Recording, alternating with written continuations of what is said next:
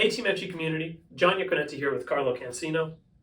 In today's episode of Ask TMFG, we're going to be taking a look at 5 tips to make you a better investor. Remember, if you do enjoy our content, like, comment, and subscribe to the YouTube channel. We love doing these videos for you.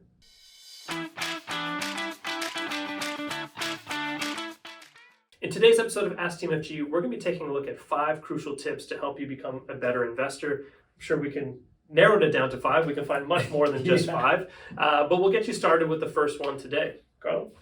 Yeah, thanks, John. Let's get started with numero uno. Plan. Don't predict. What do we mean by that? You're not trying to outguess the market. We're not trying to make predictions on what we think is going to happen in the market. We want to have a proper plan in place. I like to have my portfolio constructed in a way that provides an expected rate of return. And that all revolves around my financial plan. So if I've created a financial plan, I know my cash flow coming in and I know my cash flow going out. If I know my assets need a specific rate of return to make the plan work, I'm going to construct a portfolio that will achieve that rate of return that makes my plan successful. I'm not going to try to pick and choose specific stocks that are just going to get me double-digit returns in any given year. So planning is important when it comes to being a successful investor. Absolutely. And that plan allows for a wider range of outcomes. So, you're not really tied into one or two specific companies' results, like you mentioned. But that leads us even to our next point, which is prioritizing flexibility. And this has become a hot topic more recently now that specifically GICs have been paying a higher rate than normal. And the reason why we're prioritizing flexibility is just because it's your money. You should be able to access it when you need, or you should be able to be flexible enough to see an opportunity or act on a certain opportunity as well. GICs don't allow for flexibility. They lock you in for a certain period of time, whether it be 1, 2, 3, 4 years down the road.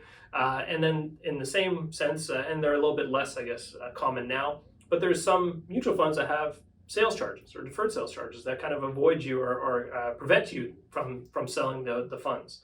So avoiding those products entirely, prioritizing flexibility, prioritizing the ability to be agile and change if need be in either your personal life or just your investment philosophy as a whole. Great point, John.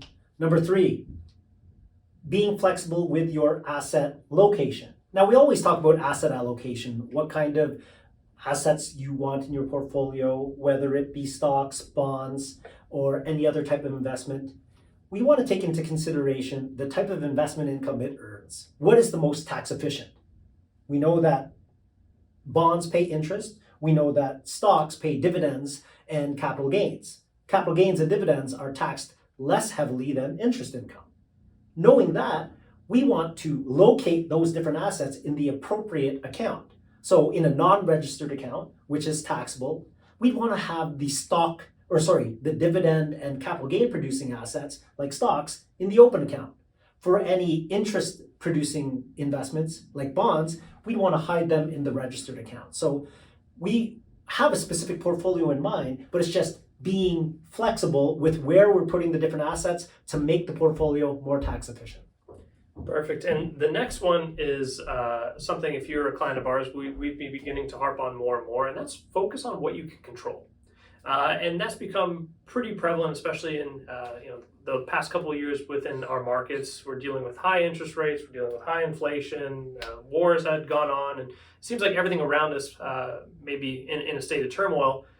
Unfortunately, there's nothing we can do about that, right? So what could we do about our situation that we actually have control over? And that primarily is focusing on your savings and your spending, focusing on getting yourself in a structured portfolio, trying to mitigate taxes as much as possible. There's a lot of tools that you can prioritize that isn't necessarily trying to predict what's going to happen next or base a decision on something that is outside of our control. As long as you focus on what you can control and what's directly in front of you, regardless what goes on around us, shouldn't impact your plan at all. Lastly, we want to reduce headwinds. We want to reduce friction caused by fees. So in order to be a successful investor, you want to reduce the fees that are associated with your investment. John mentioned mutual funds. A lot of the typical mutual fund, global equity mutual fund out there is going to cost you 2.25%. That means your investment has to earn at least 2.25% just to break even.